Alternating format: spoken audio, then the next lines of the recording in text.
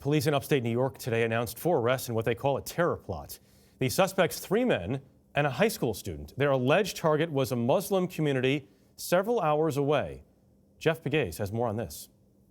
Police describe the plot to attack a group of Muslims in central New York State as serious and real. 20-year-old Brian Culinary, 19-year-old Vincent Vetramili, 18-year-old Andrew Crissell, and a 16-year-old suspect whose name is being withheld were arrested Friday in Greece, New York. Absolutely. Police Chief Patrick Phelan. If they had carried out this plot, which every indication is that they were going to, people would have died.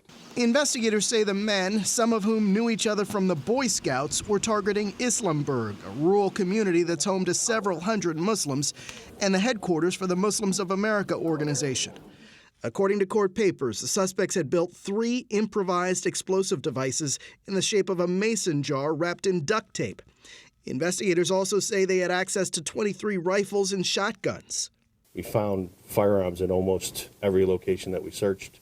And once again, the bombs were all one location. That was the home of the 16-year-old. The bombs are being sent to FBI labs in Quantico, Virginia for analysis, where investigators will try to determine if the devices were viable. Islamburg was the target of another planned attack in 2015 when Robert Daugert, a former congressional candidate from Tennessee, was arrested. He was eventually sentenced to 20 years in prison for plotting to burn down a mosque, a school, and a cafeteria in the community. This was another case of if you see something, say something. Police on Friday say the 16-year-old who was arrested was showing suspicious pictures on his phone at school. Another student passed along the information and police began the investigation, and that quickly led to the arrests. Jeff. Jeff Pegues, thank you very much.